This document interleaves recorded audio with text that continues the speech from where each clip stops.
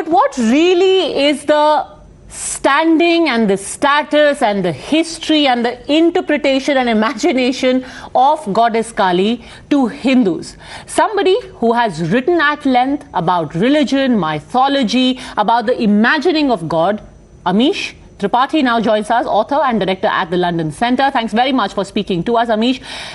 Do you believe that the Kali poster that shows Kali Ma with a cigarette in her hand is offensive to Hindu sentiment, because that's what's created such a storm? I have to be honest, I have not, heard the comments of the director or the person who's made this film. One has not seen renditions of Kali Ma smoking anywhere, one has to be honest. I think the atmosphere in which,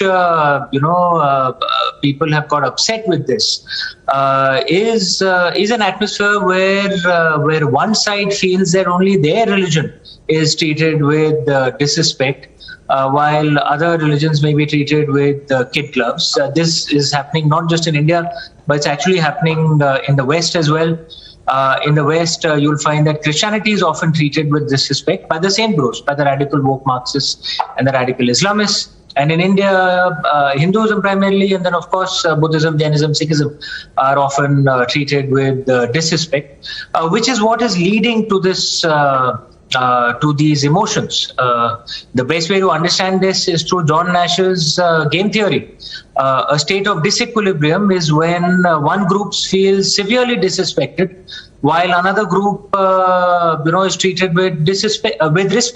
The Nash equilibrium, according to John Nash, the Nobel laureate mathematician, Nash equilibrium can move only in one of two directions. Either all religions are treated with disrespect, or all religions are treated with respect.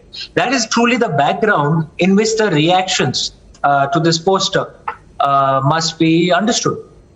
Now, many people have also asked for cases to be filed against her, that she should be jailed. In fact, the Indian government has also taken this up with Canada. Do you think this is an offence for which the director should be prosecuted? Look, it's best left to the courts to decide, on this. And there is a due process that I'm sure will be followed, and we must leave it at that. If there are laws in place for those who feel offended to file a case. That's what is actually happening.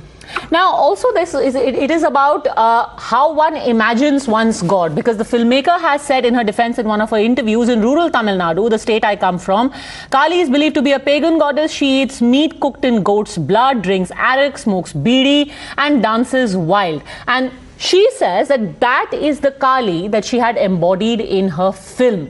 Do you agree with this interpretation or depiction of Goddess Kali?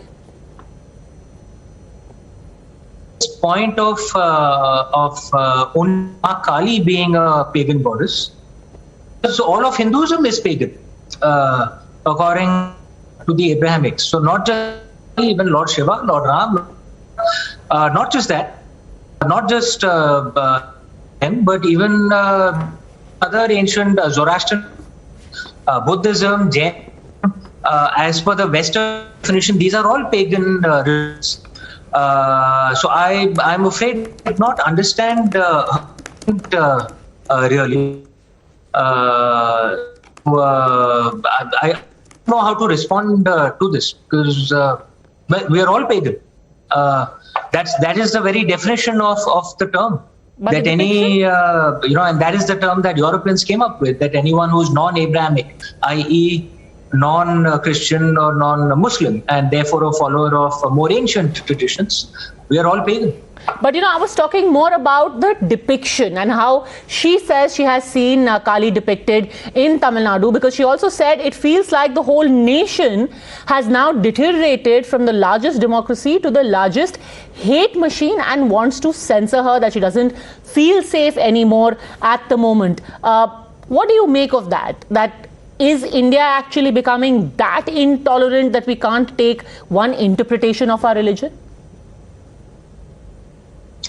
As I said, earlier, we must be very clear that any violence or threat of violence is completely unacceptable. We've seen what happened, in Udaipur and in Akola. These are completely unacceptable, and the law must come down. And that did not happen on account of Hinduism.